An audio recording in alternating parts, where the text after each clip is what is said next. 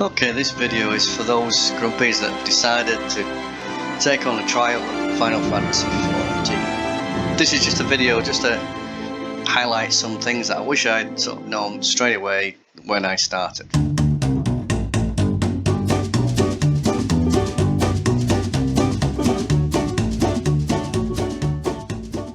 Start and create a character, which is the first thing you'll do to enter the world.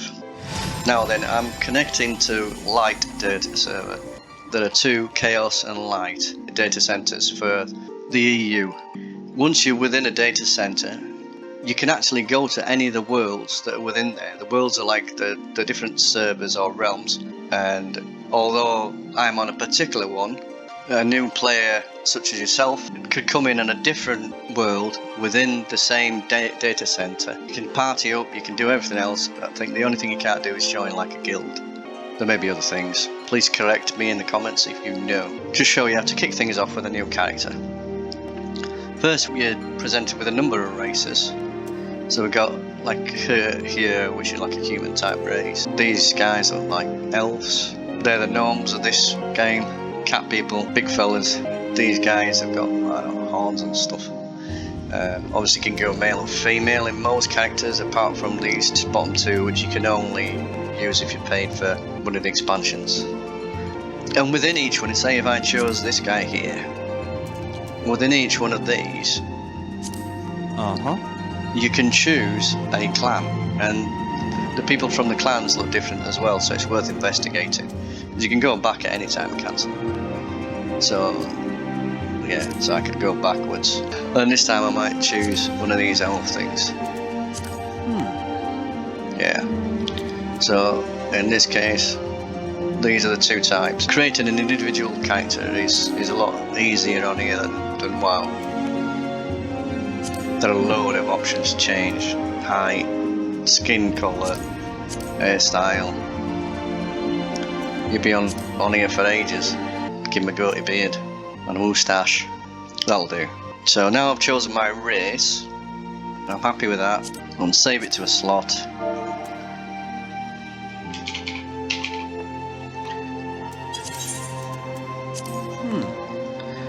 Now you can choose his birth date. It's for RP only. It doesn't really matter what you put in here. You might want to choose a special day, but to you, or you might just put some random numbers in like I am. Confirm that. Same with the choosing the deity that you're interested in. Yeah, there's text on them all, you can read them if you want, or you can just choose a random one, because as far as I'm aware it doesn't affect your gameplay in any way whatsoever. Now we come to choosing the class. It says here class. When you get in the game, they're called jobs. One character can be every single class. You just have to go through the class training. We can check them out in their job regalia, but at level 30 they become a more powerful version of the class. So in this case he's a gladiator, but he'll get a quest line to become a paladin at a later stage. And you can hover over him, see how he looks in the different gear. And then you can go to the magic class. Let's make him pugilist, just for argument's sake. And we're in. Just confirming that I'm happy with the selection I've made. And in we go. It's a little bit different from WoW. You have to put in a forename and a surname. Just some first thing that came into my head, I don't know why that, but... And then we begin again. You get this sign sometimes. This world is currently full. Players in Q38, but you never have to win. I've had one situation where I couldn't get in it at all, and they were prioritising paying customers over free trials, which is fair enough. That was one time, and then I tried half an hour later and I got in, so no real problems to be honest. So now we're in this new world. We've got a little bit of text that we can read down the bottom. And you get to choose whether you want to be on a gamepad or a mouse and keyboard. I'm always on the mouse and keyboard. So you've got to talk to this guy here. You'll get a help button here. Anything in your interface here is movable, and I normally stick this out of the way. put it at the top there. You click on it and it gives you a little bit of information about the activity you're currently doing. Just telling you that these guys are quest givers, just for people that are not used to playing MMOs really. So again, the help's up there. I don't need that. You can switch help off. And for this, I'm going to get some experience and some money. If you want to customize your UI further, you can choose to play with keybinds. You can change your hotbar as well. So at the moment, it's quite big. So if I go to HUD layout now, I can choose my hotbars and change those if I like. So for basic, I'll change hotbar 1, and I want to make its size 80% of normal, and then save that and do the same for hotbar 2. Change that to 80%, save that, done. And you can move things about as well. So you can shift any of these things. With the mouse wheel you can zoom in and out. Personal preference of it. Anyway, your first quest is always to go to your inn and chat with the character in there, which will kick off your main quests. You see you've got help all the way through. To turn that off, so character configuration is there, and you just click on the help and turn it off. Don't turn these. I made a mistake of turning all these off as well, but that turns off like tooltips and things like that, so just turn off the help if you don't like it. But if you're new to the game, it's worth keeping on. So the first thing you do is sign up to the Adventurers Guild.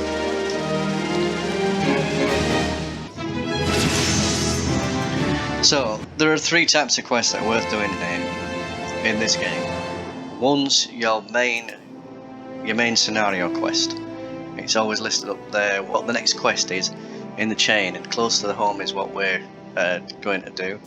Also underneath is your class quest that you want to do. This guy is a pugilist, and his class quest is there, so he's basically got to go see the guild master of the pugilist guild. The main 3 quests to do are your main scenario quest, your class quests. The smith over there will eventually give you the novice scenario, and that's a bunch of quests that teach you your role, so DPS, tank or healer, and they're worth doing because they give you some nice gear. There is another quest that you want to do, and that's a quest icon with a little cross in it, like a first aid cross. And they unlock certain things for your character, from transmog to the barber, all sorts of stuff. So your main scenario quest icon looks like this. It's like a little flaming circle around a quest icon.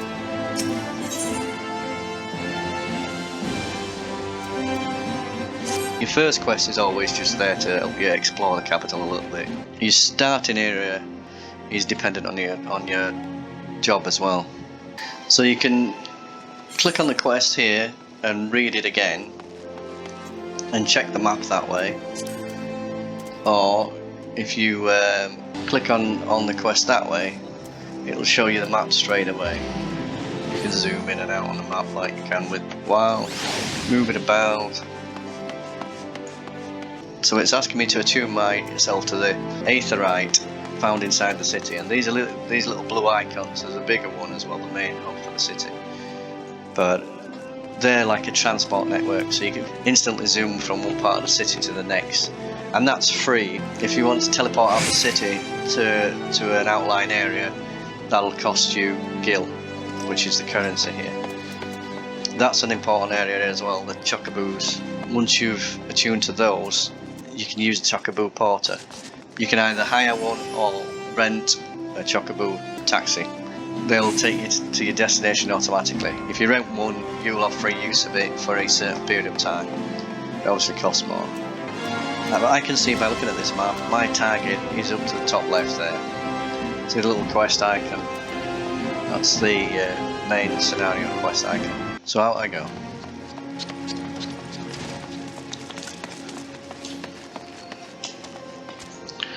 If you see any of these crystals, just attune to one straight away. All you do is right click on it. And this is the Adventure Guilds one. So we want to go to the one that's on our quest, which is over there.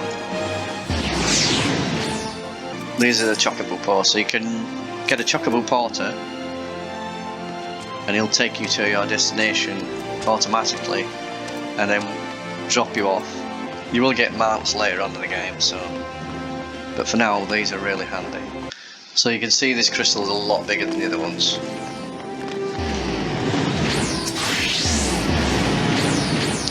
And tuned to the big one you've got return, which is like your home store. So here we can visit another world server. We've set this as a home. So if we click on the Ethernet, we've got the Adventurers Guild that we've attuned to.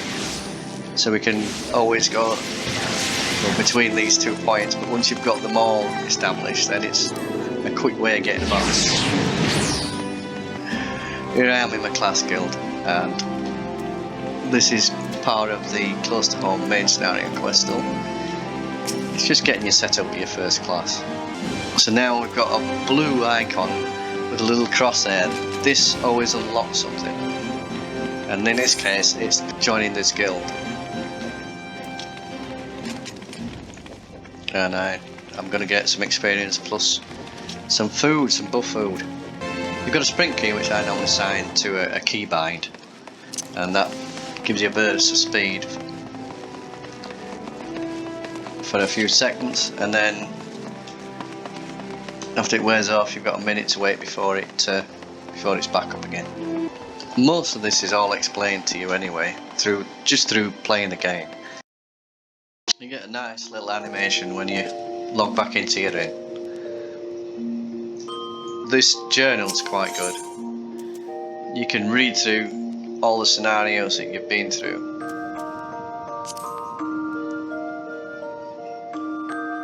And see how the story went on.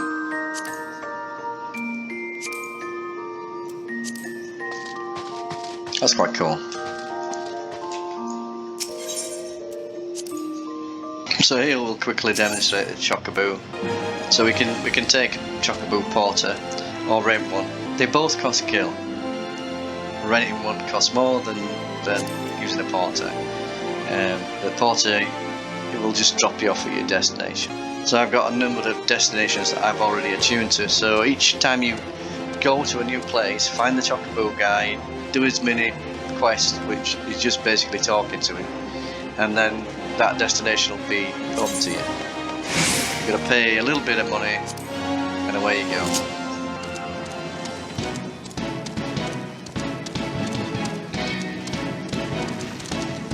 I can get off the Chocobo at any point by dismounting, but if I do that, I won't get the Chocobo back.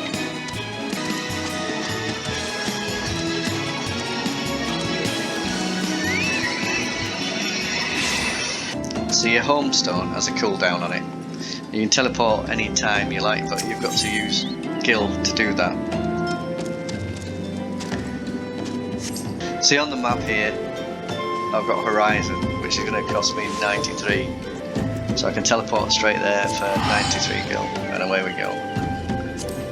So that's another quick way of getting back. Once you attune to these big ones, it just costs you a bit of money. Now we're in a different area, a different quest hub. Just ignore all these side quests unless you enjoy the area you're in which case fill your boots. Mainly stick to your class quest and the main story quest, otherwise you'll do what I did and over level. It just means that when I do certain scenarios that my level gets pushed down, because I'm 25 at the moment. The last thing I did was a dungeon. It was for level 15, so I had to get squished down to there. That's the other good thing, is you can level sync with another player, so you know, if you're doing a fate or a dungeon, you can do them together at a similar level. As I said, you've got a class, but you can switch between classes at any time once you've trained them or started training them by just equipping different weapon. And you can set up gear lists. If you get weapon and you equip it, if you create a new gear list, it'll automatically name it. It knows what it is. So I've got a gladiator, blacksmith and a miner there, so I can switch between any of these.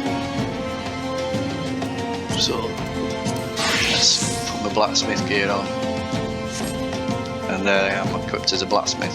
This recommended gear button is it's very good. So if you've got new items in your bags, you don't have to fumble through your bags to find them. You just click on, it'll highlight which ones need upgrading. You click equip, it will equip it, and then this icon here will be highlighted, and you can click that to update these gear lists. Attribute speaks for itself. Profile is just a little bit of information about you, all the stuff you chose when you was creating your character in the screen. These are the jobs that currently got going on. So here I'm a gladiator, and I've got blacksmith and miner also there. So you have a starting area, but soon you'll be able to move between different cities, and you use the airship to do so, or you can teleport as well once you have certain things in place. You just go with the airline ticket and purchase a passage to wherever you want to be. In this case I want to be going to Uldar. 120 gil. I've got 69,000 here now, so it's peanuts. It's just like the Zeppelins, I guess, in WoW.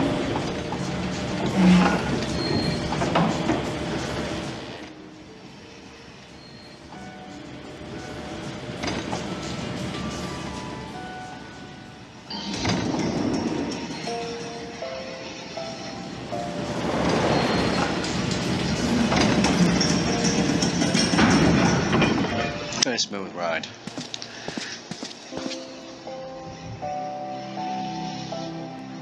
So we looked at the attributes, profile, classes and jobs. There's also reputation. When you do certain activities, you can commend people on how well they played during the scenario.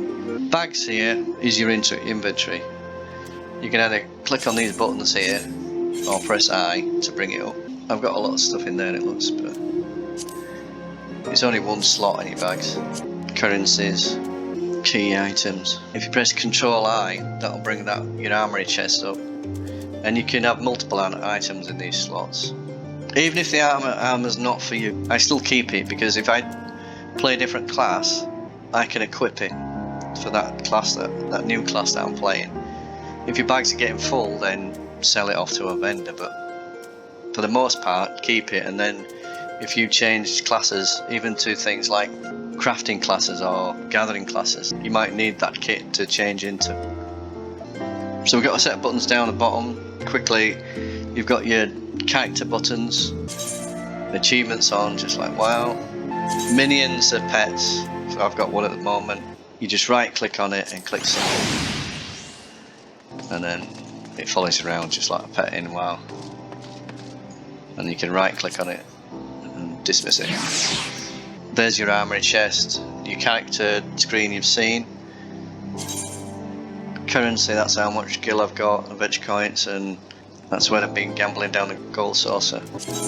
Action traits, these are all your buttons, and you can just drag these down onto your toolbar if you want. Duty, you can look at recommendations, which is quite good. It tells you sort of things you can be doing around now. Again, those purple and blue icons with a little cross on, they unlock certain things, so they're worth doing. I wouldn't do any side quests. For now, just stick to your main story quest, your class quest. Your journal is your quest log. Duty finder is where you'll find a group. It's looking for group basically. That's set on daily roulette. Guild tests. It's just a group activity whereby you kill a few mobs and a boss. It's not like going through a whole dungeon. You get experience and money for that. There's your dungeons, and these two I've already completed. You'll be has to complete these as part of the storyline anyway. And there are lots of other things. Guild tests are the ones that I've done the most. They're very quick and just get you used to working with other people and using this, to be honest. And there's other things that I haven't unlocked yet. Gold Saucer is a big casino area, which is fun. It really is fun. Logs, crafting logs. These are things I can make and what I need to make them. Gathering log is like crafting log, except for gathering. Hunting log. These are things you can kill for experience. And once you've completed all of these, you get a reward. In this case, a shed load of XP. That's worth doing actually for leveling up another class, because you'll have already completed a lot of the story on your main class. And there's a challenge log, which if you complete that, you get rewards. It resets each week. That's about all I wanted to tell you guys. Just a quick look at how to get into and quickly play in this game. Hopefully you'll all take up the trial and we can all have some fun here.